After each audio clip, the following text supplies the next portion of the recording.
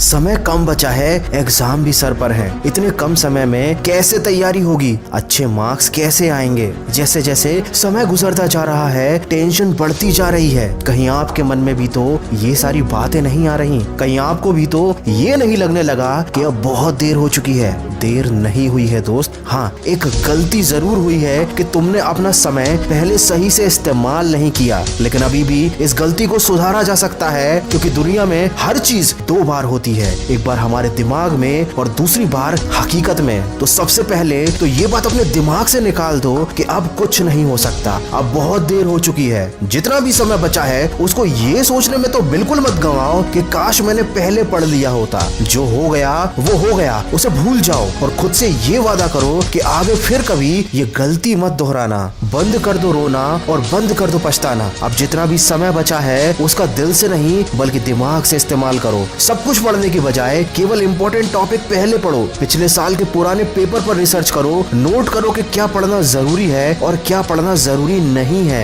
और syllabus wise उन papers को सॉल्व करो। दूसरों को देखकर अपने टारगेट सेट मत करो, ना ही इस बात पर ध्यान दो कि किसने कितना पढ़ लिया। आपको बस एक बात क्लियर होनी चाहिए कि आपको कितना पढ़ना था और आपने कितना पढ़ लिया। अगर पढ़ते समय नींद आए तो 5 मिनट के लिए घर की छत पर टहलने चले जाना और अपनी किताब जरूर साथ में ले जाना। मैं 100% गारंटी देता हूँ कि नींद भाग जाएगी। आप जिस भी टॉपिक पर कंफ्यूज हो रहे हैं उसको टिक करके अलग रख लीजिए। जब आपकी पढ़ाई खत्म हो जाए तो इस टॉपिक को इंटरनेट पर या अपने किसी बड़े भाई बहन या दोस्त से पूछ लीजिए, लेकिन उस टॉपिक के बारे में सोच सोच कर अपना टाइम बिल्कुल भी खराब ना करें। एग्जाम हॉल में जाने से पहले अपने किसी भी दोस्त से किसी भी टॉपिक को लेकर डिस्कस ना करें, ना ही खुद को जज करें, क्योंकि यहाँ आपका कॉन्फिडेंस लेवल गिर सकता है या आप कंफ्यूज भी हो सकते हैं। जैसे मोबाइल पर गेम खेलते समय जब तक गेम कंप्लीट नहीं हो जाता सारा ध्यान, सारी इच्छा शक्ति और सारा फोकस उसी गेम पर रहता है, वैसे ही ध्यान और वैसे ही फोकस अब पढ़ाई में लगाना है। चाहे नींद आए या तूफान आ जाए, नजरें किताब से हटनी नहीं चाहिए। लाखों में एक बंदा IAS बनता है, हजारों में एक बंदा अच्छी बॉडी बना पाता है, क्योंकि ये लोग दर्द सहते हैं, तकलीफ सहते हैं। इनका फोकस अपने लक्ष्य से नहीं हटता, इनका ध्यान आने वाले रिजल्ट पर रहता है, और तुम्हारा ध्यान भी आने वाले रिजल्ट पर ही होना चाहिए। कोयला भी हीरा बनने के लिए लाखों साल तक कई टन का दबाव झेलता है। कितनों की तकदीर बदलनी है, तुम्हें कितनों को रास्ते पर लाना है। अपने हाथ की लकीरें मत देखो, तुम्हें इनसे भी आगे जाना है। दोस्तों चीज उतनी मुश्किल होती नहीं जितना हम उसे सोच सोच कर बना देते हैं। तो सोचना बंद करो, पछताना बंद करो। किसने कहा कि दुनिया में करिश्मे नहीं होते?